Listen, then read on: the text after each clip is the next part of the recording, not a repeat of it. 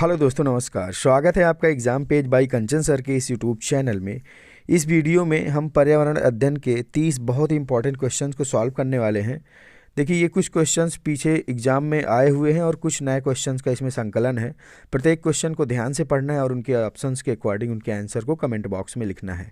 Video को last तक देखेंगे। वीडियो के लास्ट में आपको चेक करना है कि आपके कितने क्वेश्चन सही हुए हैं। प्रत्येक क्वेश्चन एग्जाम में छपने वाले क्वेश्चन की तरह ही है, एकदम कंटेंट क्लियर है। क्वेश्चन नंबर 1 से शुरू करेंगे। देखिए, क्वेश्चन जो आपके इसमें दिए गए हैं वो बहुत ही इंपॉर्टेंट है। तो क्वेश्चन नंबर 1 है, सुनामी का कारण है। ऑप्शन ए है एक बहुत गर्म समुद्री धारा। ऑप्शन बी, मछलियों का बहुत बड़ा समूह। ऑप्शन सी, पिघलता हुआ ग्लेशियर। या ऑप्शन डी, समुद्र तल में भूकंप। तो सुनामी का जो कारण है, सुनामी एक आपको पहले से ही जानकारी होगी, जापानी भाषा का एक शब्द है जिसका अर्थ होता है तट पर आती हुई या आने वाली लहरें। समुद्र तल में उत्पन्न भूकंप के कारण समुद्र का जल जब बड़ी मात्रा में तट की ओर आने लगता है तो बहुत ज़्यादा नुकसान करता है और बहुत ही जनधन की हानि भी होती है। तो इस तरह से इसमें जो कारण है वो ऑप्शन नंबर डी, यानी समुद्र तल में जब भूकंप आता है उसी को सुनामी कहते हैं।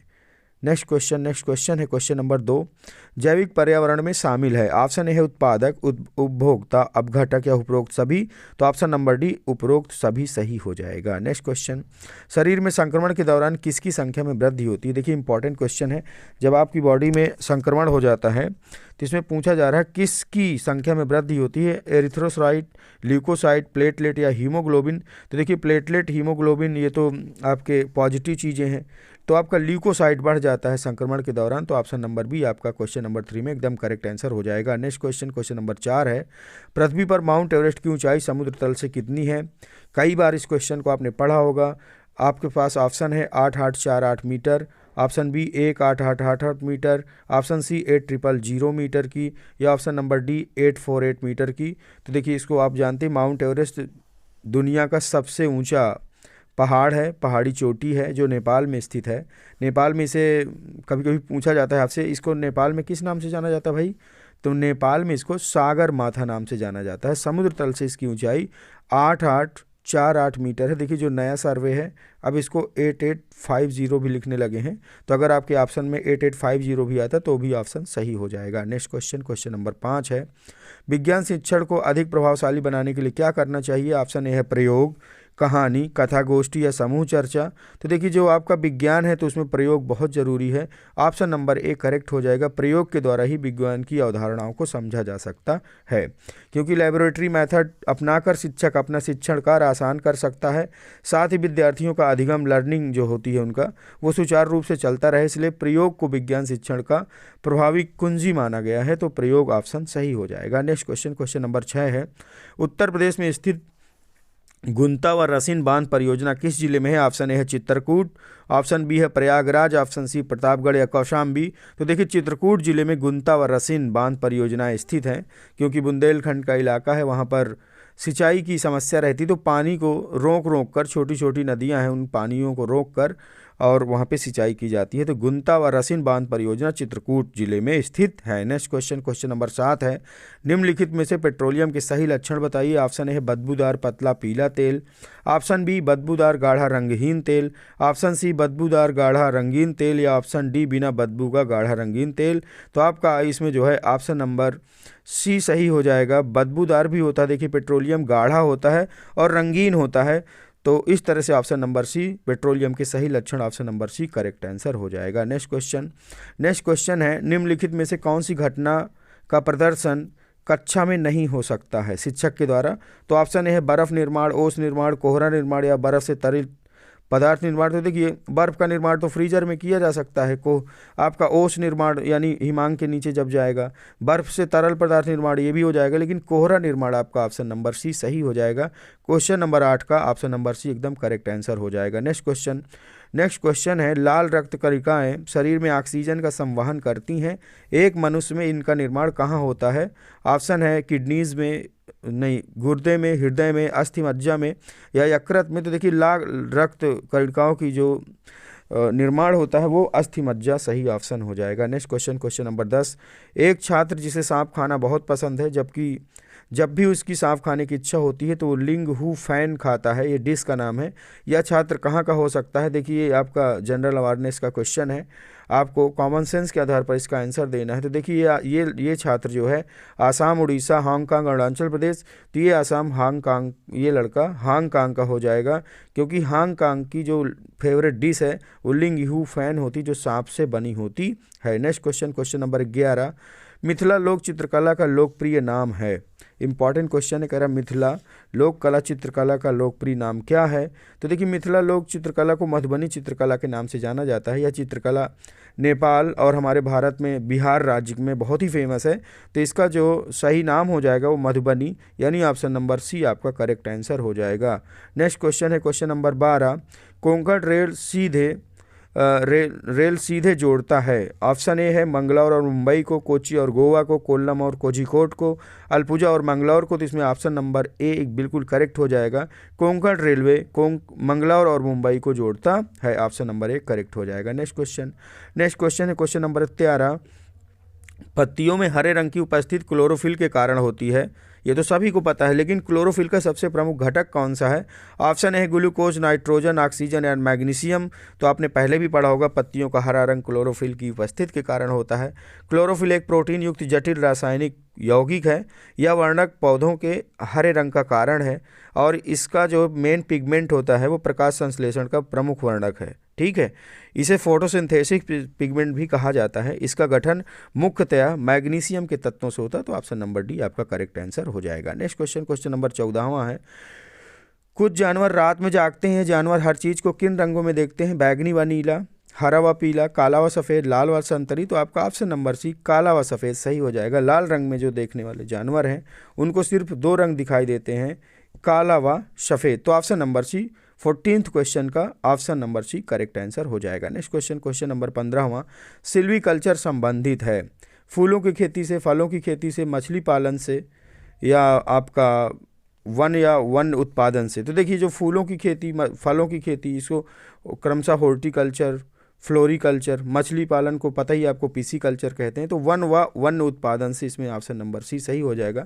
सिल्वीकल्चर में वन से चीज़ें जो उत्पन्न होती हैं उनको सिल्वीकल्चर के अंतर्गत उनका अध्ययन किया जाता है। तो option number D correct answer हो जाएगा। नेक्स्ट क्वेश्चन है क्वेश्चन नंबर 16वां, गर्म रुधिर प्रणाली का परिचय देने के लिए शिक्षक के लिए सबसे सर्वश्रेष्ठ सामग्री क्या होगी।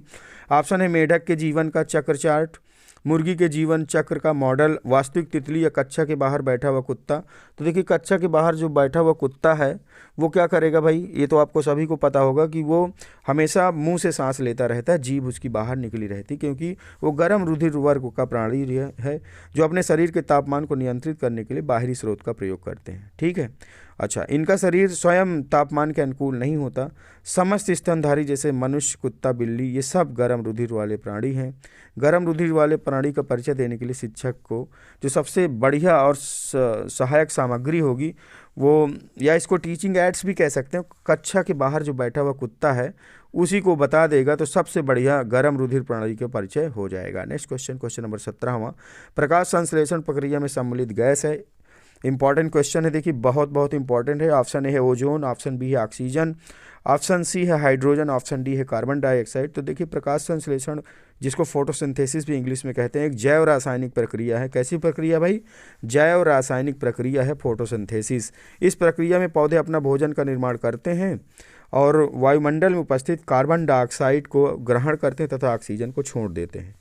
यह क्रिया, जैसे अब आप इसको अगर डिटेल्ड वाइज जाएंगे, 6CO2 + 12H2O और क्लोरोफिल प्रकाश, C6H12O6 यानी ग्लूकोज बनता है, 6H2O पानी के 6 अणु बनते हैं, और 6O2 यानी 6 अणु जो है आपके ऑक्सीजन के हवा में रिलीज कर दिए जाते हैं। इस तरह से आपका प्रकाश संश्लेषण की प्रक्रिया में सम्मिलित गैस जो है आपकी ऑप्शन नंबर डी सही हो जाएगा, कार्बन डाइऑक्साइड। देखिए बहुत लोग प्रकाश संश्लेषण देखते ही ऑक्सीजन में टिक कर देते हैं, वो आपका गलत हो जाएगा। इसमें सम्मिलित गैस पूछ रहा है तो कार्बन डाइऑक्साइड पहले सम्मिलित होती है, जो आपकी ऑक्सीजन है वो बाहर निकलने वाली है। जब प्रकाश संश्लेषण की प्रक्रिया संपूर्ण हो जाती है तब फिर ऑक्सीजन निकलता है। नेक्स्ट क्वेश्चन, क्वेश्चन नंबर 18, महासागरों में जल स्तर में वृद्धि का क्या कारण है। ऑप्शन है अत्यधिक वर्षण, ऑप्शन बी है अम्ल वर्षा, ऑप्शन सी ध्रुवीय प्रदेशों में बर्फ़ का पिघलना या तूफानी वर्षा। तो कई बार आपने पढ़ा होगा ग्लोबल वार्मिंग के दौरान ध्रुवीय प्रदेशों में बर्फ़ का पिघलना सही हो जाएगा, यानी ग्लेशियर्स जब आपके मेल्ट होते हैं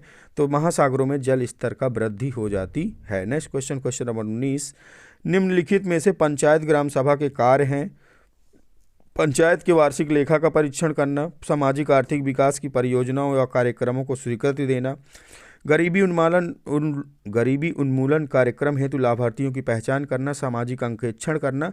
तो आपका इसमें ऑप्शन नंबर डी यानी उपयुक्त सभी, देखिए सारे कार्य ग्राम पंचायत के द्वारा किए जाते हैं, तो आपका option number D correct answer हो जाएगा। नेक्स्ट क्वेश्चन नंबर नेक्स्ट है 20वां क्वेश्चन, मादा मच्छर रक्त चूसने का कार्य क्यों करती है? ऑप्शन है मलेरिया फैलाने के लिए, अपने जीवन को बचाने के लिए, अंडे देने के लिए, भूख मिटाने के लिए। तो बहुत ही करेक्ट आंसर है, जो मादा मच्छर रक्त चूसने का कार्य है उसका, देखिए वह अंडे देने के लिए नर मच्छर को, यानी नर मच्छर इसीलिए मलेरिया का कारक नहीं होता है, ठीक है, क्योंकि नर मच्छर रक्त नहीं चूसता। तो आपका ऑप्शन नंबर सी सही हो जाएगा, अंडे देने के लिए मादा मच्छर रक्त चूसने का कार्य करती है। नेक्स्ट क्वेश्चन नंबर नेक्स्ट है 21वां क्वेश्चन, वर्षा के होने से निम्न में से किसकी महत्वपूर्ण भूमिका होती है? बहुत इंपॉर्टेंट क्वेश्चन है ये भी, पर्यावरण का, चूंकि आपका वीडियो सॉल्व हो रहा है तो इसमें देखिए कह रहा है शोधन की, वाष्पीकरण की, संघनन की, वाष्पन और संघनन दोनों की। तो वर्षा होने के लिए इवेपोरेशन और कंडेंसेशन यानी वाष्पीकरण और संघनन दोनों की बड़ी महत्वपूर्ण भूमिका होती है, क्योंकि ये आपका जो वाटर साइकिल यानी जल चक्र चलता है उसमें समुद्र एवं नदियों का जल पहले आपका इवेपोरेट हो जाता है, वाष्पीकृत होकर ऊपर उठ जाता है, और वहाँ पे जब बादल बनते हैं, टेम्परेचर डाउन होने के बाद जब वहाँ संघनन की क्रिया होती है यानी बूंदों का रूप ले लेती है वाष्प, तो फिर वही प्रतिबिंब में वर्षण या किसी भी रूप में आता है। तो इस तरह से वर्षा की मेन भूमिका आपकी ऑप्शन नंबर डी वाष्पीकरण और संघनन दोनों हो जाएगा। नेक्स्ट क्वेश्चन नंबर नेक्स्ट है, रोहित कार्ड शीट को कैंची से काट कर शीट से कुछ डिजाइन बना रहा है, इस कार्य में किस बल का प्रयोग किया जा रहा है भाई? ठीक है, कह रहा मांसपेशीय बल, घर्षण, यांत्रिक या फिर गुरुत्वाकर्षण बल। तो देखिए ये क्वेश्चन इंपॉर्टेंट है और आपको थोड़ा सा ये स्लिप करेगा, ठीक है, क्योंकि आप सोच रहे होंगे रोहित कार्ड शीट को कैंची से काट कर, देखिए कैंची से काट कर, तो जब कैंची शब्द आ गया तो आपका यांत्रिक बल इसमें हो जाएगा। जो लोग मांसपेशी बल लगा रहे हैं उनका क्वेश्चन गलत हो गया है। तो इस तरह से आपका ऑप्शन नंबर सी करेक्ट हो जाएगा, क्योंकि इसमें कैंची का इस्तेमाल किया गया है तो यांत्रिक बल लगाया जा रहा है। नेक्स्ट क्वेश्चन नंबर 23, निम्न में से गलत वाक्य का चयन करिए। क्विनीन जो कि एक मलेरिया की औषधि है, सिनकोना नामक पौधे से प्राप्त होती है, ऑप्शन सही है। चावल वनस्पति तेल का अच्छा स्रोत है, दालों में प्रोटीन प्रचुर मात्रा में पाया जाता है, हरी सब्जी में विटामिन का स्रोत है। तो आपका जो चावल तेल का अच्छा स्रोत है ये ऑप्शन गलत हो जाएगा, क्योंकि चावल से तेल नहीं निकलता। देखिए जो तिलहन की फसलें होती जैसे आपकी मस्टर्ड हो गया, सरसों, अलसी, इन सब चीज़ों से तेल निकाला जाता है। तो आपका option number B correct answer नहीं होगा, और जो इसमें करेक्ट नहीं है वही इस क्वेश्चन का सही आंसर हो जाएगा। नेक्स्ट क्वेश्चन नंबर 24, रसोई घर में अग्नि में सुरक्षात्मक उपाय के रूप में अपनाया जाता है प्राथमिक चिकित्सा, अग्निशामक यंत्र, अग्निरोधक प्रणाली का अध्ययन या अग्निरहित यंत्र। देखिए रसोई घर में अग्निरहित यंत्र, आग तो जलानी पड़ेगी तभी आपका खाना पकेगा। सी ऑप्शन है, कह रहा है अग्निरोधक प्रणाली का अध्ययन। अब इसमें आप अध्ययन थोड़े ना करेंगे, तो आपका अग्निशामक यंत्र यानी सबसे पहली जो आपकी ज़रूरत है रसोई में वो ये है कि अगर धोखे से कहीं आग ज़्यादा फैलती तो आपको वहाँ पे CO2 के सिलेंडर्स रखने होंगे, जो कि अग्निशामक यंत्र के रूप में प्रयुक्त होता है। तो ऑप्शन नंबर बी आपका करेक्ट आंसर हो जाएगा। नेक्स्ट क्वेश्चन नंबर 25 है, जीवों के व्यवहार का अध्ययन किया जाता है। इंपॉर्टेंट क्वेश्चन, इटियोलॉजी में, इथियोलॉजी में, डीमोलॉजी में, नियोलॉजी में।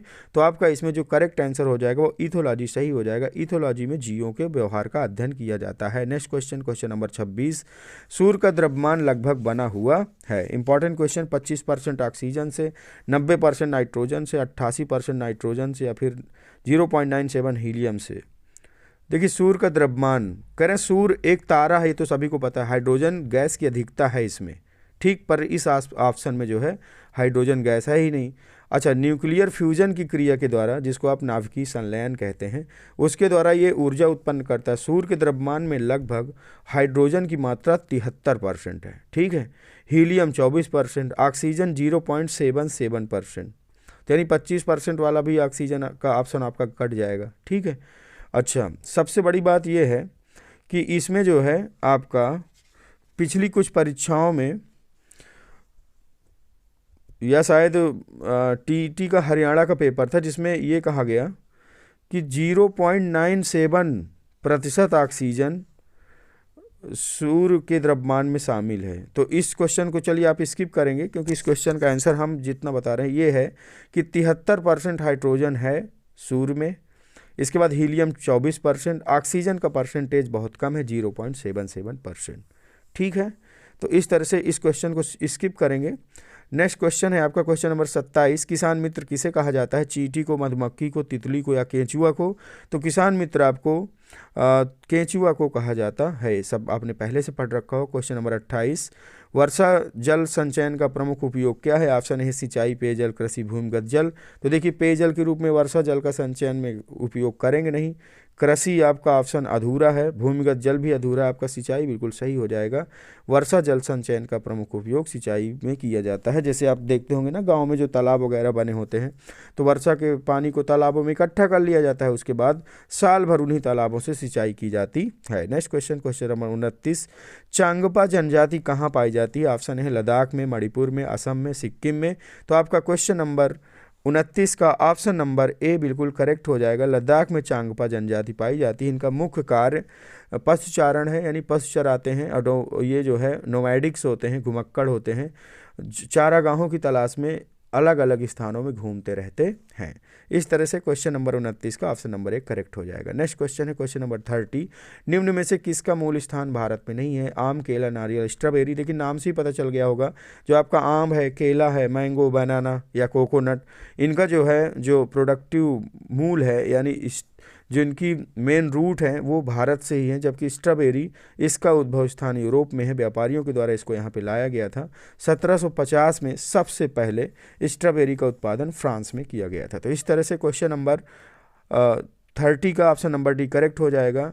वीडियो प्रैक्टिस सेट आपको कैसा लगा? वीडियो को लाइक करेंगे, चैनल को सब्सक्राइब करेंगे, अपने दोस्तों तक शेयर करेंगे।